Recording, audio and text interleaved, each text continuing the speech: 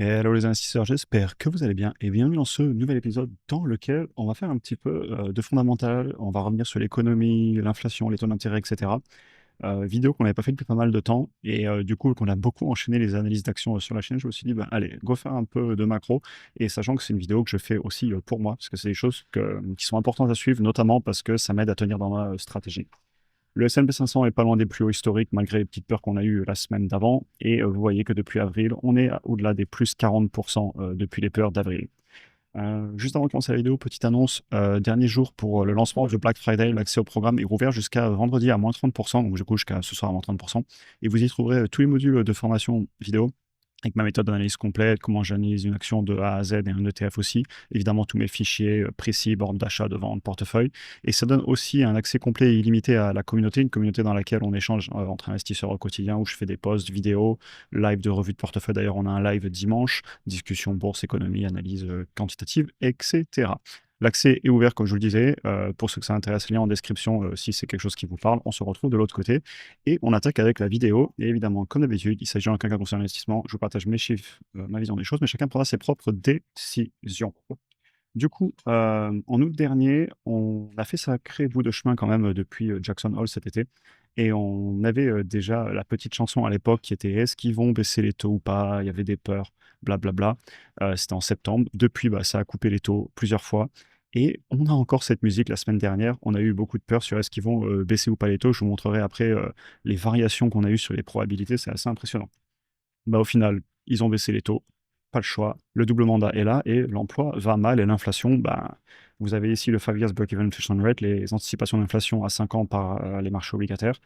Il y a 3 mois en août, ils pensaient que le problème était réglé et 3 mois plus tard, ils pensent toujours que le problème est réglé. Et le S&P 500, en attendant, eh bien, il est passé de 6466 points à 6812 points. Et comme je vous le disais, depuis avril, plus 40%.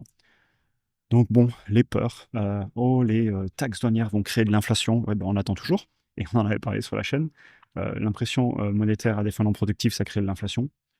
Dans le cas des taxes douanières, non. C'est ce qu'on disait il y a plusieurs mois. Ça peut faire un saut d'inflation momentané, mais sur le long terme, il n'y a pas de raison. Je ne sais pas d'ailleurs d'où venait ce narratif. Par contre, ne vous inquiétez pas, vu les signaux de déflation qu'on a dans d'autres pays, bah, ça va imprimer, ça a déjà repris l'impression monétaire. D'ailleurs, je vais vous le montrer après sur le M2. Et ça va imprimer à des fins non productives. Et oui, l'inflation reviendra. Et s'ils peuvent l'imprimer, pourquoi je l'économiserais? Je suis un petit peu piquant, voire sarcastique dans cette vidéo. Parce que comme je vous le disais, je la fais pour moi. Et c'est important de faire réagir et de montrer que c'est un petit peu l'histoire qui se répète à chaque fois. Et en attendant, ben, la bourse, elle monte, etc. Et c'est normal. C'est le TINA, je dois rester investi. J'ai pas d'alternative quand je vois ce qu'ils font avec les monnaies. En parlant des monnaies, du coup, là, vous avez le M2 en août. Et bien, vous voyez qu'il a fait un point haut au niveau de mon pointeur rouge. Ça y est, l'impression monétaire est repartie. Il n'y a jamais eu autant de dollars en circulation sur le M2 aux États-Unis. Le taux d'emploi va mal. Rappelez-vous, le double mandat de la Fed, hein. Il y a l'inflation, mais il y a aussi l'emploi, l'économie. Si on enlève la pandémie de 2020, on n'a jamais eu un taux d'unemployment aussi élevé aux États-Unis depuis août 2017. Donc voilà, ça va mal au niveau de l'emploi. L'immobilier aussi va mal. Les transactions là, sur les maisons, eh ben, ça va pas mieux qu'à 3 mois. Et l'inflation, c'est toujours réglé. On est toujours autour des allez, 3%, parfois un peu plus, parfois un peu moins. Mais encore une fois, double mandat et il y a plein de peurs sur est-ce qu'ils baisseront ou pas. Ça me fait beaucoup sourire parce que sur le long terme, et je vais vous en parler maintenant, bien sûr, qu'on est sur un cycle et que l'histoire se répète, et c'est ce que je vais vous dire maintenant. Du coup, je fais quoi avec ces peurs qu'on avait il y a encore 2 semaines? Et ça, c'est une photo que j'avais mis dans le school, ça m'a beaucoup amusé. Il y a du coup, le 24 octobre, les marchés pensaient que ça baisserait les taux en décembre, puis il y a eu plein de peurs, et la semaine du 17 novembre, oh mon Dieu, ça va plus baisser les taux, la Fed a changé. Et puis les 2 semaines d'après, ça y est, on pense à nouveau que les taux vont baisser. Euh, et maintenant, jusqu'à juin 2026, aucune attente. Je ne sais pas, surtout que voilà, je peux dire juin 2026, notamment parce que le président de la Banque centrale va changer. Mais en attendant, il n'y a jamais eu autant d'argent en circulation. Là, je parle du dollar, mais allez voir le M2 chinois et le M2 européen, c'est la même chose. Bah, l'inflation, on attend toujours qu'elle revienne. Bon, on la voit pas. Par contre, en attendant, hein, ce qu'on voit bien, c'est l'emploi qui va mal. Et il y a beaucoup de signes que ça se détériore. En plus, on a des signes de déflation en Chine et bien sûr qu'ils l'exportent, d'où les taxes douanières. Et on en a déjà parlé dans une autre vidéo, je ne vais pas revenir là-dessus. Donc les taux ont commencé à baisser, je vous l'ai montré. Ils vont pour moi continuer à baisser. Et vous inquiétez pas, un jour les taux remonteront parce que le cycle va continuer, parce qu'ils vont bien évidemment imprimer. D'ailleurs, c'est déjà parti, je vous ai montré les M2. Le quantitative tightening est officiellement annoncé qu'il va finir le 1er décembre, donc dans quelques jours. Et ça me fait beaucoup sourire qu'il aura quand même fallu 2 présidents de 2 banques centrales de 2 États qui viennent dire que, effectivement, ils vont devoir baisser. Ils l'ont pas dit comme ça, mais en fait, ils ont dit que l'emploi allait mal et en fait, ils ont dit l'évident. Et c'est ce que je vous dis un petit peu ici. Au final, ignorer les bruits du marché. D'ailleurs, je ne pense pas qu'il y ait grand monde qui ait cru, honnêtement, qu'ils n'allaient pas baisser les taux dans les mois qui arrivent ou les années qui arrivent.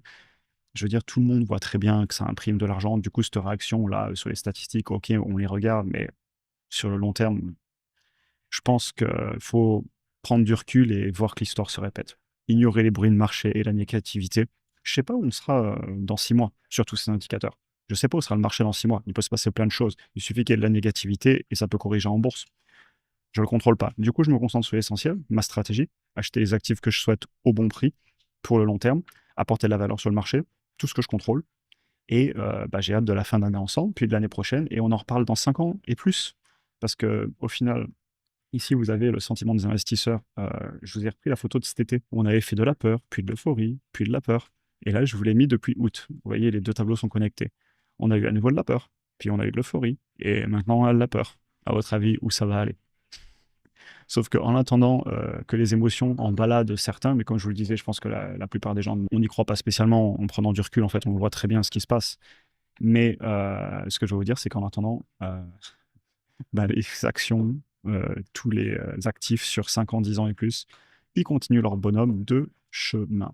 Et vous avez en bas la petite photo que j'aime bien montrer d'une célèbre étude de JP Morgan sur les entrées et sorties sur les mutual funds, notamment le S&P 500. Ça vend sur les points bas et ça achète sur les points hauts. Et ça, c'est typiquement de l'émotionnel. Et évidemment, c'est pour ça que je fais ces vidéos avant tout pour moi-même, pour me rappeler de m'en éloigner le plus possible, de rester sur ma stratégie, de rester investi pour le long terme.